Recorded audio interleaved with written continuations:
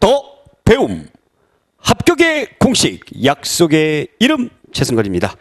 자, 우리가 오늘 조선 전후기의 경제에 대해서 오늘 좀 조선 전후기이다 보니까 조금 내용이 좀 많습니다. 그렇기 때문에 좀 강의가 길 수 있어요. 네, 그렇다고 해서 뭐 인상 찡그리고 그러지 마시고 두 강의를 한 강의로 한다 이렇게 생각하시고 끊어버리면 좀 맥이 끊겨버리니까요. 교재는 134쪽이 나와 있는 내용들 참조해 주시기 바랍니다. 조선 전기에 우리가 경제 체제, 우선 토지제도 무지하게 중요하죠. 과전법을 실시했다. 과전법이 뭐라는 건 여러분들이 아시는데, 공양왕, 즉 고려의 제일 마지막 왕이에요. 이성계가 자기를 도와준 신진사대부들에게 경제적 기반을 마련해 주기 위해서. 근데 전시과하고 다른 점이 있습니다. 전시과에서 시자가 빠져버렸어요. 그래서 과전입니다. 자, 그리고 또 한 가지 다른 점이 경기도에 있는 토지에 한해서만 준다라는 거죠. 이게 전시과가 다른 점이에요. 그래서 이 수조권 나머지는 다 똑같아요. 똑같은데 이 수신전하고요, 휼량전, 불쌍하다라는 겁니다. 수신전은 몸을 지켰어요. 남편 죽었는데도 제가 안 하고 잘 지켰어. 이런 사람들에게 주는 게 수신전, 휼량전. 이런 거는 불쌍한 사람들에게 주는 거니까 뭐예요? 세습적인 성격이 유지가 되었다라는 겁니다. 그런데 이제 조선이 개국하고 나서 토지가 없습니다. 그래서 직전법을 실시하는데 누가? 세조가 현직 관리에게만 준다라는 거죠. 이런 거 이제 없애버려. 수신전, 휠량정 없애버려. 자, 세조가 직전법을 실시했던 거는 물론 그 지급할 토지가 없기도 했습니다만, 세조가 어린 조카 단종을 몰아내고 자기가 임금이 됐잖아요. 그래서 왕권 강화의 어떤 수단으로도 이용했다라는 그런 어떤 평가를 받기도 합니다. 자, 이때부터 그럼 나는 퇴직하게 되면은 난 토지가 없잖아. 그러면서 그러면 내가 공무원 생활할 때에 부동산 좀 투기를 해놔야 되겠다라는 거. 그래서 그것을 더욱 자극시킨 것이 바로 관수관급제입니다. 관수관급제. 관청, 국가에서 직접 수조를 해가지고 조세를 걷어들여서 관급, 국가에서 배급을 한다는 얘기입니다. 자, 이것이 관수관급제인데, 이 관수관급제를 했던 이유는 역시 토지도 모자라지만 이 수조권자, 이 관리들이 백성들에게 필요 이상으로 더 많이 걷어들인다는 거죠. 원래는 이런 과전은 10분의 1만 걷어들이면 되잖아요. 그렇죠? 그래서 이 관수관급제를 해버렸어요. 수조권을 완전히 국가가 가져가 버렸습니다. 그러다 보니까 이런 관리들이 뭐를 하는 거예요? 대농장 소유를 본격적으로 하게 되는 거예요. 그래서 대농장 소유 현상이 직전법부터 시작이 돼가지고 관수관급제로 오게 되면서 더 대농장 소유를 많아지게 되는 그런 원인이 되었다라는 거 아주 중요합니다. 그러면서 이제 아까 제가 말씀드린 그대로 지주제가 나타나게 되는 거죠. 지주제. 내가 이제 부동산 투기를 했기 때문에, 토지에 투기를 했기 때문에 거기에서 이제 농사 짓는 농민들 절반가량을, 2분의 1가량을 걷어들이는 이른바 병작 반수 현상. 그래서 지주가 있고 여기에 소장농인 전호가 있습니다. 밭에서 농사 짓는 가구. 이게 지주 전호제라고 하죠. 자, 이렇게 되다 보니까 농민의 생활은 어떻게 됩니까? 더욱더 힘들어지게 되더라라는 얘기입니다. 자, 조세제도, 수치체제 보겠습니다. 조세는 원래 이제 전세 같은 경우는 10분의 1 걷어들이잖아요. 그죠? 과전에서 10분의 1. 이게 최대 30두래요. 근데 세종 때에 이것을 연분구등법, 전분육등법이라고 해가지고 이른바 이걸 공법이라고 그러죠. 공법이라고 합니다.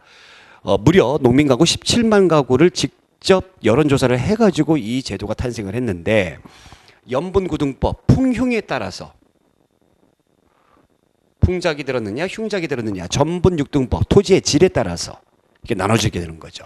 그래서 최대 그러니까 뭐 4에서 20두까지 걷어들인다. 최대 여기 보시면 30두. 그래서 최저치는 요거예요. 최저치.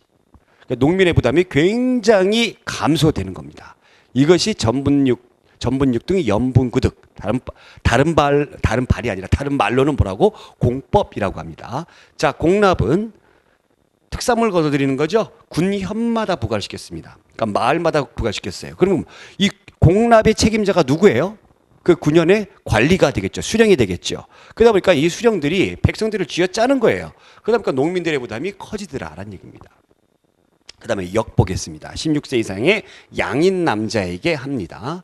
즉 천민들은 안 낸다라는 얘기죠. 자, 근데 군대 가는 거 볼게요. 정군이 있어요. 원래 이제 정식 군인이다. 현역 군인이죠. 그 이 사람 보통 이제 군인들이 농민들이 많이 가니까 농사 질 때 이제 가게 되면은 안 되잖아요. 그렇죠? 그렇다고 군대를 뭐 없앨 수도 없고. 그래서 이 사람 군대 가게 되면 이 사람을 비용을 부담해주는, 보충해주는 보인이 있어요. 그러니까 보인과 정군은 서로 왔다 갔다 하는 그런 관계다라고 보시면 되겠습니다. 자, 역이고 군역과 요역으로 나눠지게 되는데 이런 수치체제가 나중에 가게 되면서 16세기 들어가게 되면서 문란하게 됩니다. 16세기, 100년 지나니까. 이 공납의 문란이 바로 방납이에요. 방납은 뭐냐면 대신 내가 공물을 납부하는, 대신 납부하는 걸 방납이라고 그러는데 이 방납의 폐단이 엄청나더라라는 얘기죠. 여기 낮은 관리인 서리가 공물을 대신 내고 그 대가를 농민들에게 받더라라는 얘기죠. 그 다음에 군대가 있어요. 군대도 16세기 들어가면서 폐단에 나타나는데 그 대표적인 게 대립제예요. 대립군. 대립군이라는 영화도 옛날에 나왔죠. 나 대신 군대 가는 사람. 대립군. 돈 주고. 그 다음에 이것도 이제 안 하고 방군 수포. 군대 방군. 군대 안 가는 대신에 수포를 냅니다. 군포를 냅니다. 군포. 그러니까 뭐 이런 그 비싼 그 천이라고 보시면 되겠죠. 포를 내는 거예요. 이게 원래 불법이에요. 이 방군 수포제가 이제 나중에 거의 합법화가 돼요. 그래서 군적 수포라고 불러요. 군적 수포. 그러면 이 군적 수포제에 의하면은 군포를 얼마나 내느냐? 2필 냅니다. 1년에 2필. 1년에. 자, 원래는 이거 내면 안 되는데 이게 이제 합법화가 된다는 얘기죠. 방군 수포가 군적 수포로 합법화가 된다는 얘기죠. 자, 그러면 여기 이제 표를 보시면은 이게 세종 때 만들어진 전분 6등, 연분 9등인데 1등전 최고로 좋은 토지죠. 상상년이 뭐예요? 풍년이 들었을 때요. 최고로 좋은 토지는 30도 냅니다. 1등전은. 그럼 최고로 안 좋을 때, 제일 안 좋을 때 여기죠. 6등전이면서 흉년이 들었을 때 요 정도 낸다라는 겁니다. 어찌됐든 간에 최저치를 평균으로 내면은 4두 정도, 4말 정도 된다고 보시면 되겠어요. 아시겠죠? 자, 그 다음에 농업기술 발달합니다. 2년 3장 모내기법, 이거는 우리가 고려시대 때에 배웠던 부분이고요. 역시 조선시대에 들어와서 똑같아요. 일본 남부지방에서만. 그 다음에 12법, 거름 주는 거죠. 거름 주는 걸로 수경지가 거의 없어졌다. 이거 여러분들이 주의하셔야 돼요. 고려시대 때는 수경지가 감소했다. 삼국시대 때는 수경지 그러니까 있는 거죠. 계속 있는 거죠. 12법이 없으니까.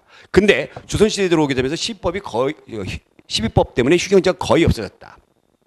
목화 들어왔던 거.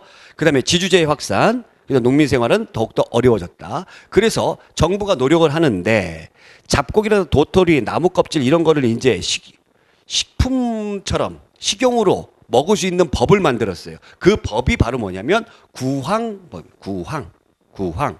근데도 농민들이 도망가. 그럼 못 도망가게 해야 되겠죠? 그래서 태종이 호패법. 주민증 만들었죠. 호패. 그리고 오가 작통법. 5가구를 1통으로 만듭니다. 그래서 서로 5가구가 감시하게끔 한 가구 도망가면 나머지 4가구가 책임져야 돼요. 이렇게 뭐 당근도 좋지만 채찍이 더 많았다. 이렇게 보시면 되겠습니다. 자, 그 다음에 상업활동 보겠습니다. 조선 전기 때는 상업활동 억제예요. 사농공상이잖아요. 사농공상. 직업의 귀천입니다. 선비가 제일 좋고요. 그 다음이 농부예요. 그 다음에 수공업자, 상업을 제일 천시합니다. 자, 국가정책적으로 수공업자하고 상업 같은 경우에는 왜 농민들보다 더 이렇게 좀 안 좋은 대우를 받았냐면은 이 사람들 돌아다니잖아요. 그러니까 통제하기가 어려웠던 겁니다. 국가가. 자, 금난 정권은 바로 뭐냐면 난전이라는 게 뭐죠? 난전이 무허가 시장, 무허가 상인들을 얘기합니다. 이 무허가 시장, 무허가 상인들을 그 많은 권리를 누구한테 주었냐면 국가가 인정한 상인, 걔네들이 시전 상인들에게 이 금난 정권을 주었다는 얘기죠. 그러니까 똑같은 상인이 나는 국가한테 허락받고 장사하는 거고 너는 무허가야. 그러니까 허락받고 장사하는 사람이 무허가 상인을 같은 상인임에도 불구하고 이렇게 단속할 수 있는 권한을 주었다는 얘기입니다. 그 다음에 경시서 또는 평시서라고 하는데 물가 조절 및 상업활동을 통제하는 감독기관이다 라고 보시면 되고, 그 다음에 서울에 있는 시장이 유기전이 있어요. 종로에 6가지를 파는 거죠. 명주, 종이, 어물, 모시, 삼배, 무명 이런 걸 파는 상점이 있습니다. 여기서 일하는 사람들 거의 다 이제 시전 상인들이라고 보시면 되고, 그 다음에 장시와 보부상이 나타나는데 이 보부상은 여러분들 태조 이성계가 나라를 세울 때에 굉장히 큰 도움을 줬던 사람들이 이 보부상이에요.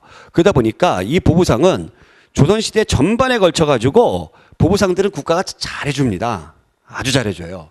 그 이 보부상들은 이 보찜 들고 다니는 거나 이제 등에 메고 다니는 부. 그래서 보부상이잖아요. 그럼 이 사람들 돌아다니는 상인들이란 말이에요.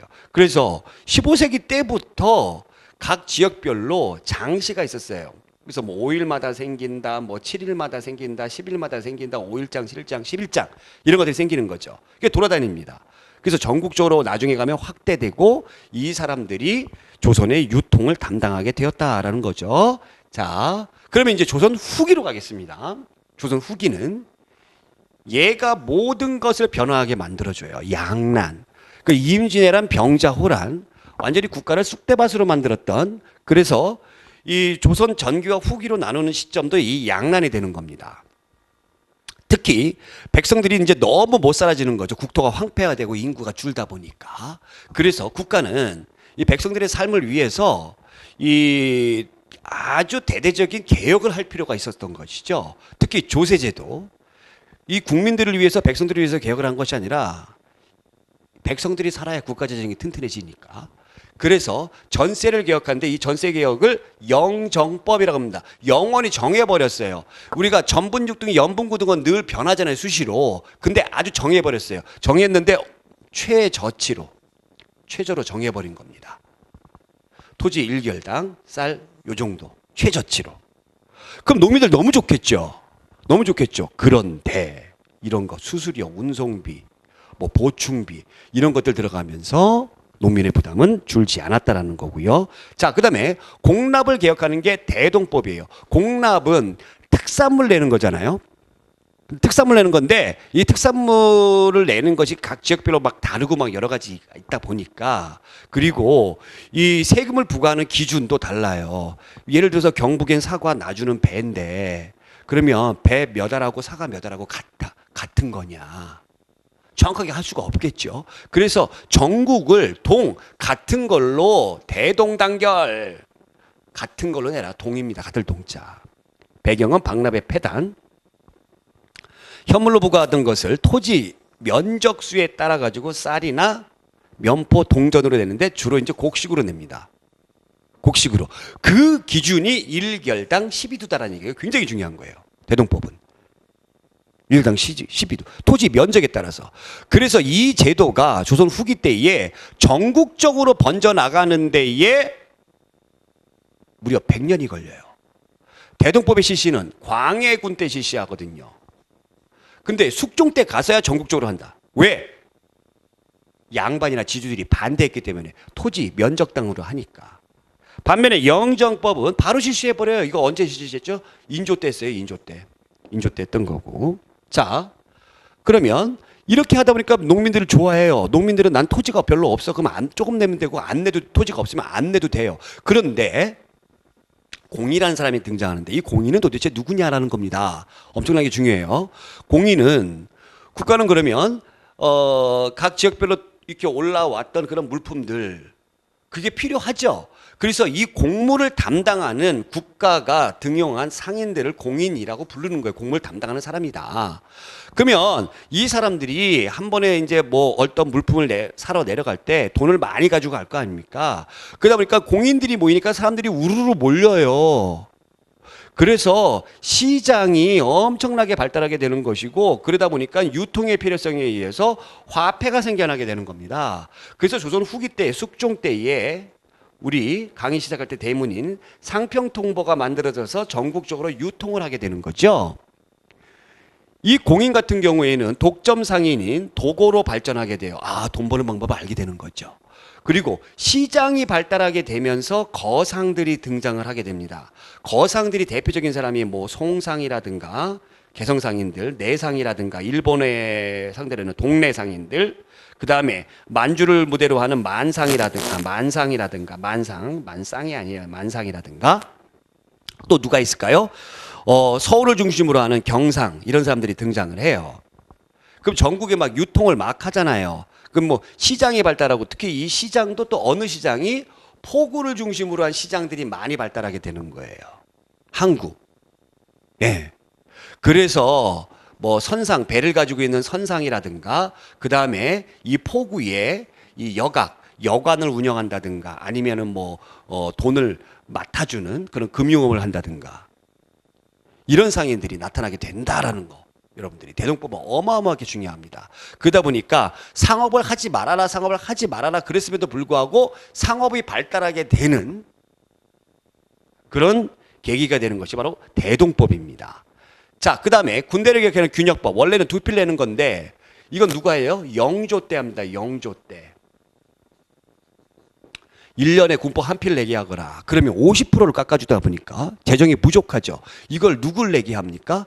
양반들도 내게 합니다. 양반들 선무 군관포라고 하는데 군관이라는 건 장교잖아요. 선무 군인들을 맞게 선동합니다. 뭐 좋게 선동하는 거예요. 막 으쌰.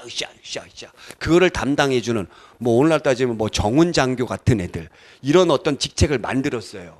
이런 직책을 만들어 가지고 이런 벼슬 직책을 만들어서 과거 시험 번번이 떨어지는 양반들에게 이걸 주는 겁니다. 임명해 주는 거예요. 뭐 굳이 얘기한다면 뭐 동네별로 있는 동대장님 같은 경우 이런 거 해주는데 너 이거 이런 벼슬 시켜줄 테니까 포를 내거라. 그래서 선무군관포.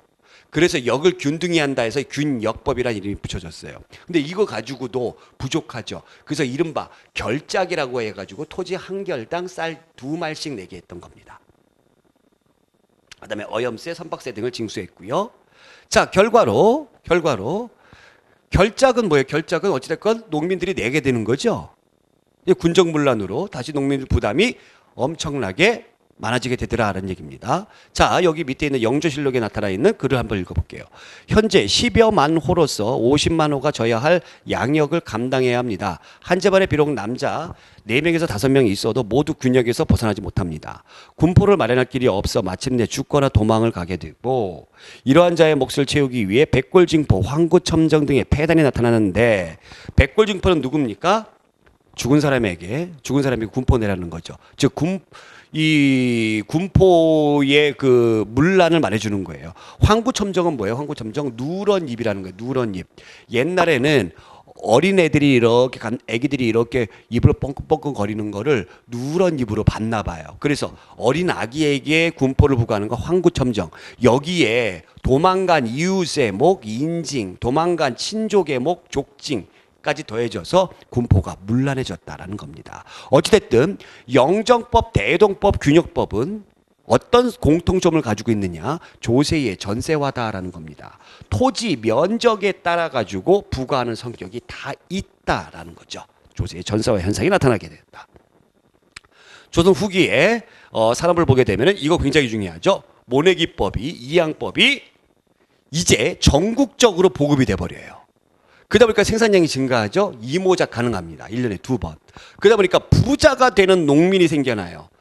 크게 농사 지어가지고 이런 사람들을 부농이라고 불러요.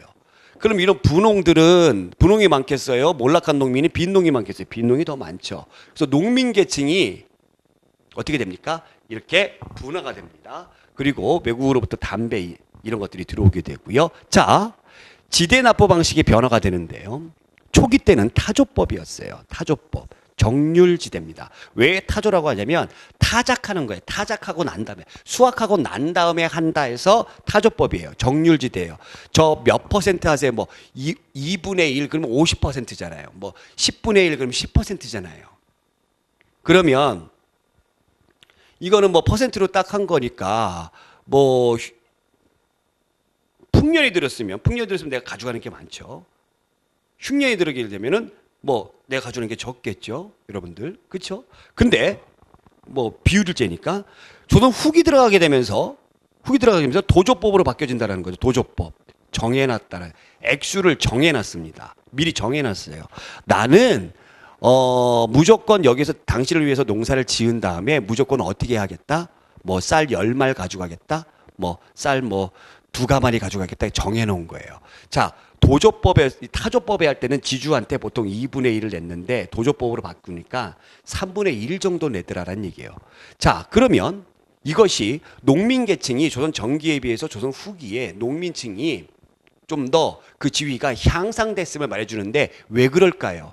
바로 이러한 산업의 어떤 패러다임, 이모작이 가능해 모내기법 때문에 그러면서 분홍들이 나타나게 되고 농사꾼들은 몰락하게 되고 또 그다음에 상업과 수공업이 발달하게 되죠. 자, 그러다 보니까 농민들이 전처럼 많지가 않습니다. 그래서 이 농민의 지위가 올라가게 되는 그런 현상을 도조법으로 알 수가 있다라는 거죠. 농민 계층의 변화는 제가 방금 말씀드린 얘기고요. 자, 상업의 발달. 상업의 발달에는 여러분들이 공인의 등장이 굉장히 컸다라는 거죠. 이들은 독점 상인이 도구로 발전하게 됐고 그러면서 장시가 더 많아지게 됩니다. 자, 그 다음에 정조가 이른바 통공정책, 금난 정권을 폐지해버려요. 이거를 신의 통공이라고 하는데 이 정조가 합니다. 그럼 자유로운 상업 활동이 가능해지잖아요. 그럼 정조가 왜 이런 걸 했느냐?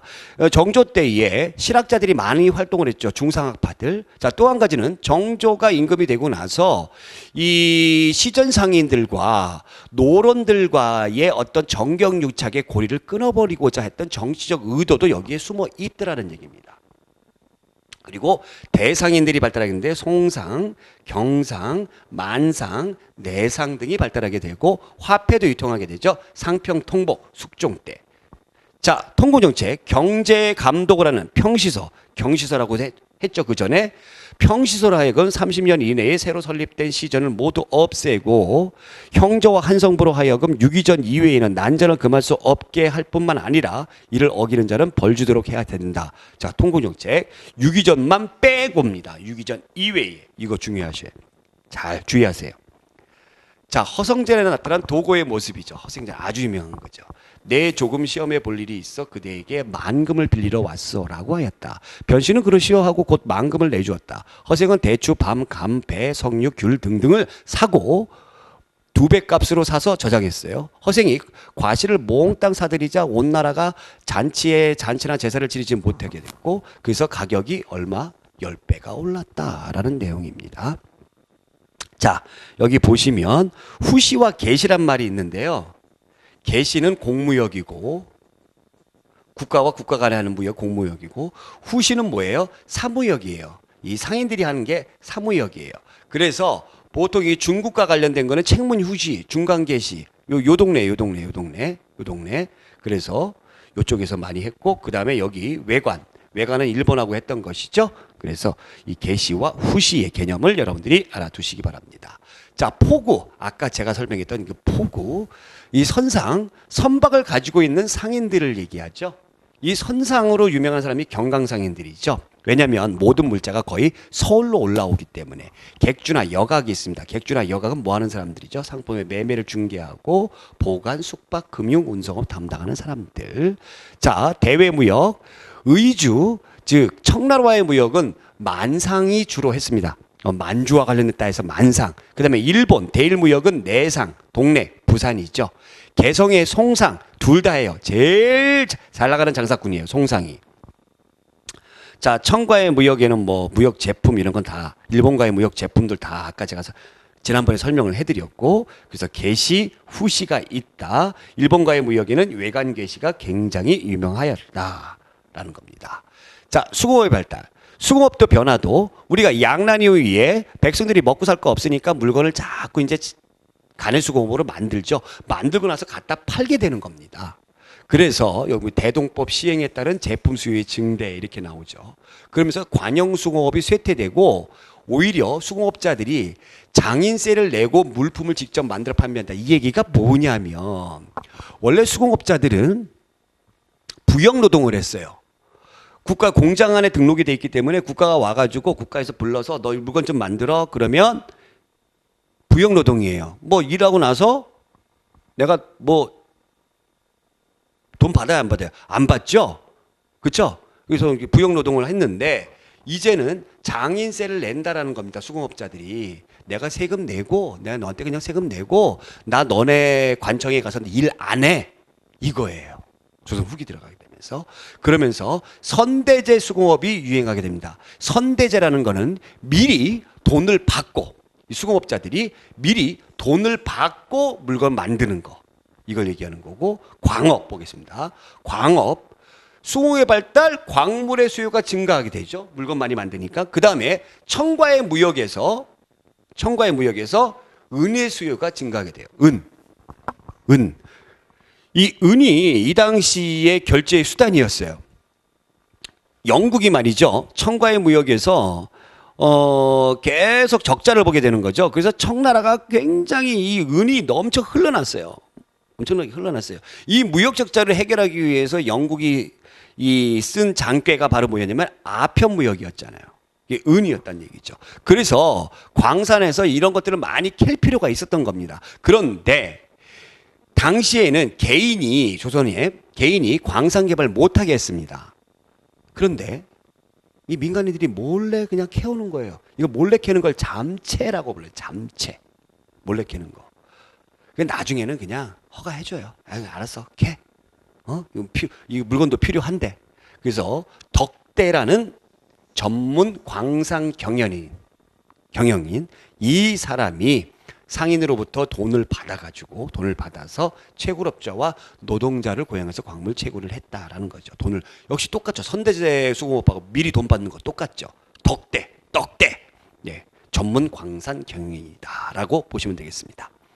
광업의 발달 한번 읽어보겠습니다. 황해도 관찰사 보고에 따르면 수안에는 본래 금광 5곳이 있었다. 금년 여름 새로이 39개소에 금혈을 팠는데 39개소에 550여 명의 광꾼이 모여들었다. 도내의 무렵에들은 농사를 짓지 않고 다투어 모여들 뿐만 아니라 다른 지방에서 이익을 쫓는 무리들로 소문을 듣고 몰려온다. 그리하여 금점 앞에는 700여 채의 초막이 세워졌고 인구도 1,500명에 이른다. 가장 왕성하게 점을 설치할 때는 하루 아침에 받는 세금이 수천냥에 이른다. 광업의 발달과 관련된 사료였습니다. 자, 그런데 19세기 들어가게 되면서 삼정이 문란해집니다. 이건 세도 정치 기간이죠. 삼정이 뭐라는 거? 전세, 군포, 황곡을 얘기하는 거죠.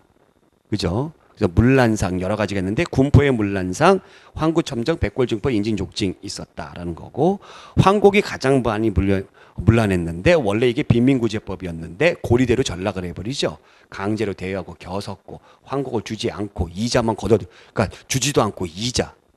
이게 굉장히 심각했다라는 겁니다. 군포의 문란. 정약용이 유배를 가서 쓴 글입니다. 보겠습니다. 갈반마을 젊은 여인 울음도 서러워라. 현문, 관청의 문이라고 하죠.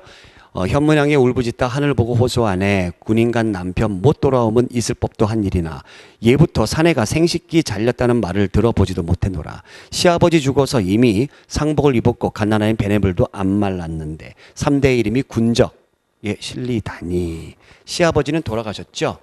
어디 계세요? 시아버지 돌아가셨습니다. 백골징포죠? 갓난아이 뭐예요?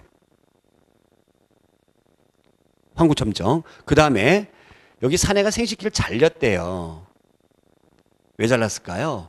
남자가 아닌 군포가 너무 문란해가지고 너무 부담되니까 생식기를 잘리는 거죠. 그래서 이 군포의 문란을 담은 이 정약용의 이 글을 뭐라고 부르냐면 애절양이라고 합니다. 즉 양기를 잘라버린 슬픈 이야기.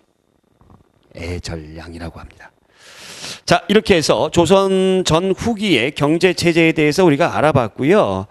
뒤에 보게 되면은 그 심화학습 내용들이 있거든요.